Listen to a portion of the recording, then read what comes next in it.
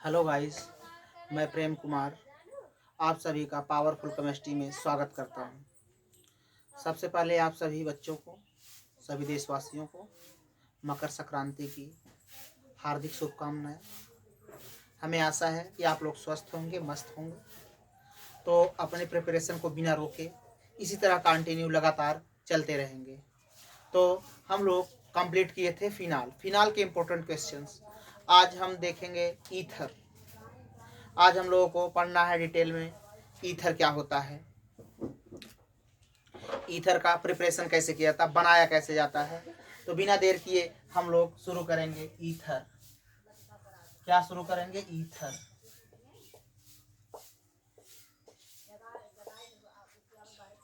Ether देखेंगे ether क्या होता है। ऐसा कार्बनिक यौगिक जिसमें ROR समूह लगा होता है या ROR- ग्रुप लगा होता है। एल्किल भी हो सकते हैं, एल्किल हो सकते हैं, एक डिफरेंट हो सकता है, एरिल भी हो सकता है, अर्थात फेनिल बेंजीन रिंग भी हो सकते हैं, या एल्किल में सम्मित हो सकता है, सम्मित हो सकता है और असम्मित हो सकता है ईथर। ऐसा कार्बनिक यौगिक जिसमें ROR समूह लगा होता है तो उसे ईथर कहते हैं। ऐसा ऑर्गेनिक कंपाउंड जिसमें ROR ग्रुप लगा हो उसे ईथर कहते हैं। तो हम लोग क्या है, एग्जाम के पॉइंट ऑफ व्यू से, एग्जाम नजदीक है इसलिए एग्जाम के पॉइंट ऑफ व्यू से बिना देर किए इसके इंपॉर्टेंट क्वेश्चन को देखें क्या होता है। तो इंपॉर्टेंट क्या है इधर, बनाने की विधि। तो हम लोग पढ़ेंगे मेथड्स ऑफ प्रिपरेशन। क्या देखेंगे बच्चों? मेथड्स ऑफ प्रिपरेशन, बनाने की विधि। बनाने की विधि किसका? ईथर। ईथर का बनाने की विधि, ईथर का बनाने की विधि। Methods of preparation, methods of preparation.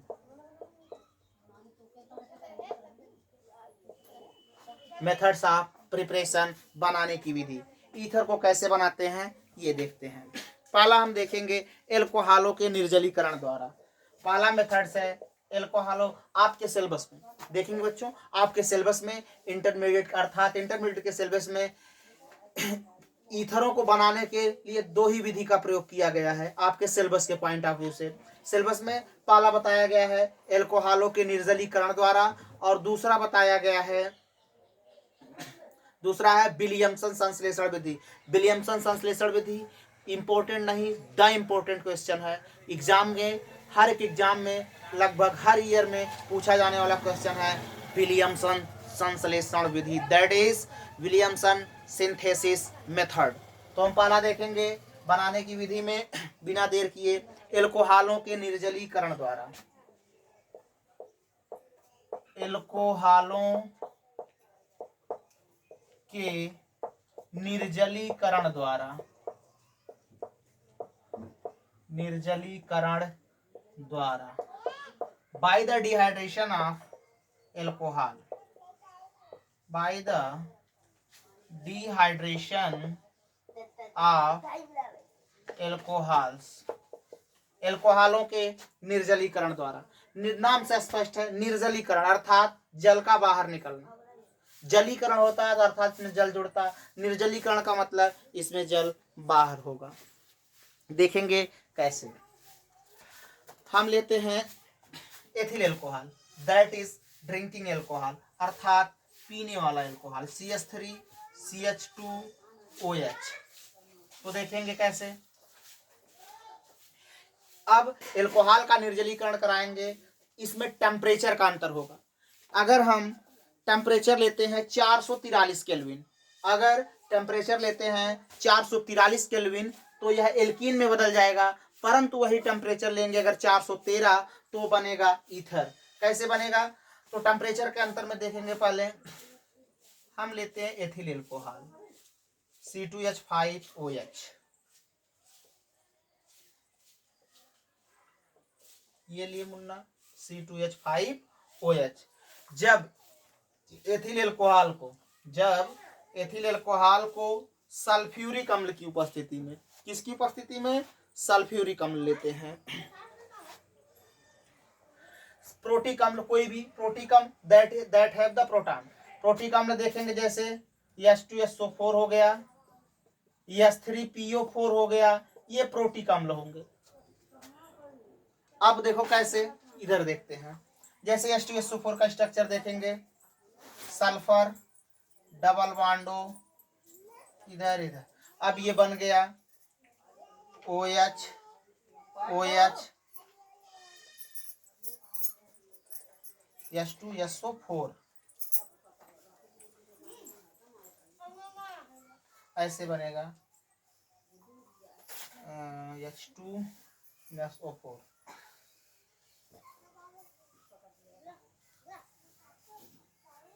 Double bond हो OH 4 2 6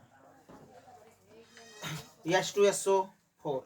इसमें जो ऑक्सीजन के साथ जुड़ा हाइड्रोजन यही होगा प्रोटिक हाइड्रोजन, अर्थात यही प्रोटॉन होंगे, यही एसिडिक प्रोटॉन कहा जाता है। जो ऑक्सीजन के साथ अगर डायरेक्टली सल्फर के साथ जुड़े हाइड्रोजन होते तो इसे बोला, ये तो नॉन प्रोटिक हाइड्रोजन होते, ये कैसा होगा, ये प्रोटिक, ये क्या होगा, प्रोटॉन होगा, एसिडिक होगा यही। जैसे H3PO4, H3PO4 का होगा इस तरह से स्ट्रक्चर, OH OH और OH। इसमें ऑक्सीजन के साथ जुड़े H3PO4, ये जो हाइड्रोजन है इसे बोला जाता है protic hydrogen, that is acidic hydrogen. अब देखते हैं बिना देर किए कैसे होगा। जब एथिल अल्कोहल को सल्फ्यूरिक अम्ल मान लो H2SO4 की उपस्थिति में 443 केल्विन ताप पर रिएक्शन कराते हैं। रिएक्शन कितने पे कराएंगे, 443 केल्विन। जैसे 443 केल्विन पे कराएंगे तो ये बॉन्ड मूव करके आएगा हाइड्रोजन का, यहाँ करेगा डबल बॉन्ड का फॉर्मेशन, कार्बन संयोजकता 4 होती है, पांचवा चीज आएगा तब इससे क्या हो जाएगा, OH का ब्रेकअप।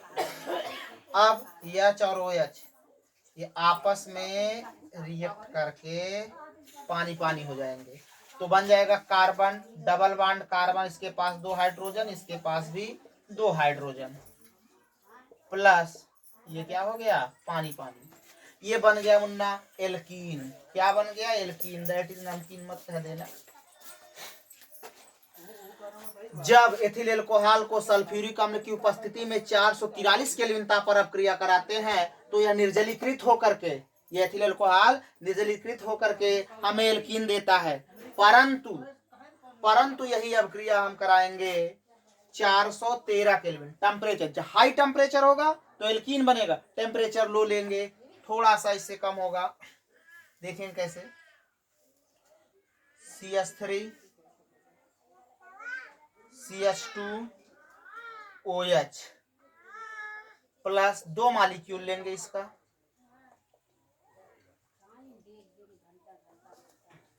O CH2 CH3 कितना होगा, H2SO4 की उपस्थिति होगी उत्प्रेरक और 413 केल्विन ताप लेंगे, टेम्परेचर होगा 413 केल्विन।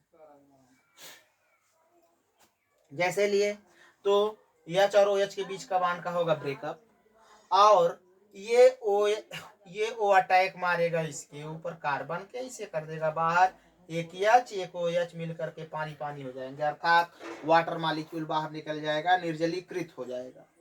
बचा क्या, CH3 CH2O और बचा CH2 CH3 और बाहर निकल गया H2O, ये बन गया मुन्ना ईथर। क्या बन गया, ईथर।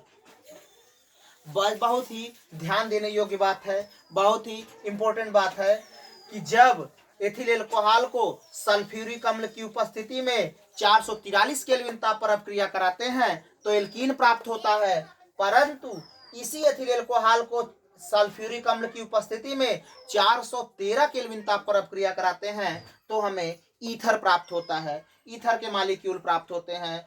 निर्जलीकरण तो दोनों में होगा, देखेंगे ध्यान से, सब कुछ सेम होगा, उपस्थिति सल्फ्यूरिक अम्ल की होगी और निर्जलीकरण दोनों में होगा, लेकिन अंतर होगा टेम्परेचर का। बहुत ध्यानपूर्वक देखेंगे। अगर टेम्परेचर ज्यादा है तो एल्कीन अर्थात 443 केल्विन ताप लेंगे तो एल्कीन बनता है। अगर यही टेम्परेचर 413 केल्विन लेंगे तो हमें ईथर मॉलिक्यूल प्राप्त होते हैं। ये इंपॉर्टेंट बात होगी टेम्परेचर की। सब कुछ सेम होगा, निर्जलीकरण भी होगा, यूज एथिल एल्कोहल का होगा, और इसमें कैटलिस्ट अर्थात उत्प्रेरक जो यूज होगा वो होगा H2SO4 या H3PO4। कोई भी प्रोटीक अम्ल यूज कर सकते हैं, लेकिन टेम्परेचर का अंतर, जहां 443 केल्विन ताप लगा तो एल्कीन बनेगा, परंतु यही टेम्परेचर हम ले लेंगे 413 केल्विन तो यह हमें ईथर दे देता है। तो कहेंगे कि जब एथिल अल्कोहल को सल्फ्यूरिक अम्ल की उपस्थिति में 413 केल्विन ताप पर अभिक्रिया कराते हैं तो ईथर प्राप्त होता है। व्हेन एथिल अल्कोहल, इंग्लिश बोलेंगे, when ethyl alcohol undergoes dehydration reaction in presence of H2SO4 at 413 Kelvin temperature, then the formation of ether will be takes place। अर्थात जब एथिल अल्कोहल को सल्फ्यूरिक अम्ल की उपस्थिति में 413 केल्विन ताप पर अभिक्रिया कराते हैं तो निर्जलीकृत होकर अर्थात जल बाहर होकर ईथर प्राप्त होता है। Is that clear? If you clear then you can note it.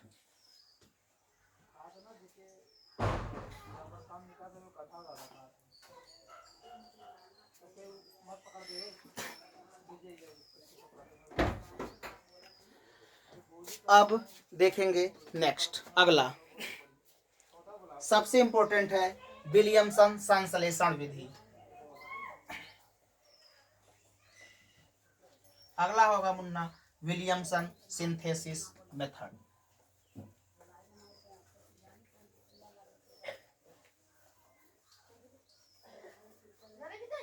Williamson संश्लेषण विधि।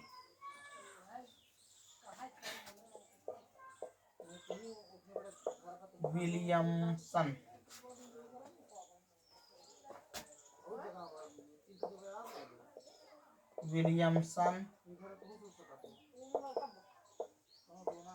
संश्लेषण विधि।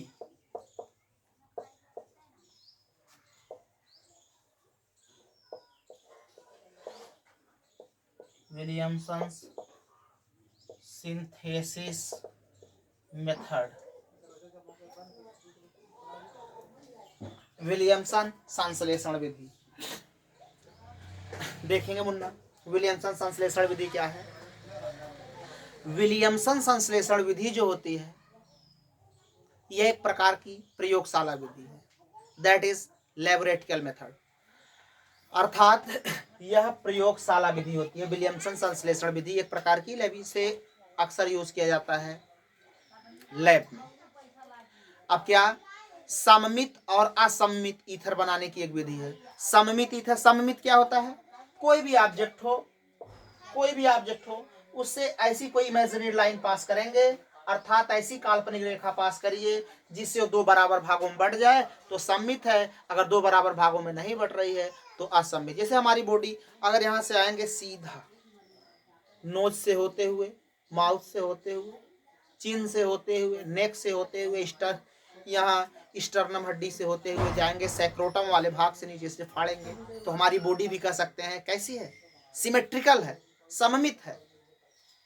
उसी प्रकार देखेंगे, जैसे हम ले लेंगे CH3O CH3, ये एक प्रकार का सममित ईथर है, परंतु इसी को ले लेंगे C2H5O CH3, एक साइड देखो बराबर काटेंगे, इधर दो कार्बन इधर एक कार्बन, ये असममित है, एसिमेट्रिकल ईथर है। इसे काटेंगे दो भाग, इधर एक कार्बन इधर एक कार्बन, दोनों बराबर है, ये बोल देंगे सिमेट्रिकल ईथर है, सममित ईथर है। Is that clear? अब क्या होता है विलियमसन संश्लेषण विधि? विलियमसन संश्लेषण विधि, विलियमसन संश्लेषण विधि सममित और असममित ईथरों को बनाने की एक प्रकार की प्रयोगशाला विधि है। यह सममित और असममित ईथरों को बनाने के लिए एक प्रकार की प्रयोगशाला विधि है। इस विधि में अब देखो इसमें क्या होता है, हम लेते हैं एल्किल हैलाइड। जब एल्किल हैलाइड को सोडियम एल्काक्साइड के साथ रिएक्शन कराते हैं, किसके साथ कराते हैं? सोडियम एल्काक्साइड के साथ। जब इसे सोडियम एल्काक्साइड कराएंगे एल्किल हैलाइड को, पहले इसका तो होगा ब्रेकअप, अब ब्रेकअप यक्स पे माइनस आर पे प्लस, अब माइनस वाला खोजेगा, ये प्लस वाला खोजेगा माइनस, ऑक्सीजन पे माइनस, इसका करा देगा ब्रेकअप और एन ने इसके साथ मिलकर के साल्ट अर्थात नमक बना देगा। बन गया क्या, R O R plus NaX। Clear. Williamson संश्लेषण विधि, विलियमसन संश्लेषण विधि सममित और असममित ईथरों को बनाने के लिए एक प्रकार की प्रयोगशाला विधि है।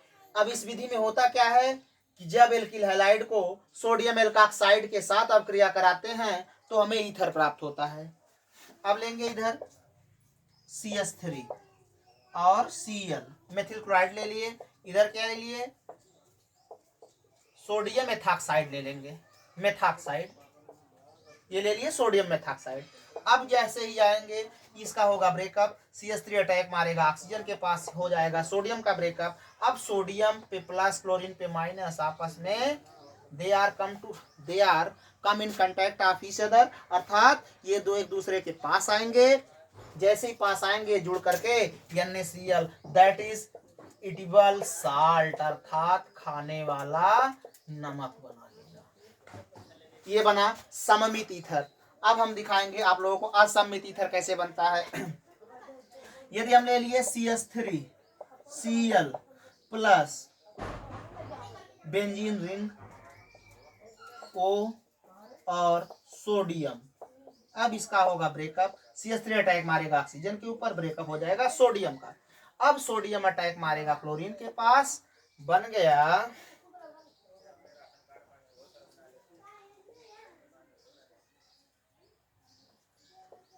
O और CH3 प्लस NaCl। ये सम्मित ईथर है, ये असम्मित ईथर है, क्योंकि जब इससे प्लेन जब कोई इमेजिनरी प्लेन पास करेंगे अर्थात कोई काल्पनिक रेखा पास करेंगे, ये दो बराबर भागों में बढ़ जाएगी, इसलिए सम्मित ईथर है, ये दो बराबर भागों में नहीं बढ़ती, ये हो गया असम्मित ईथर।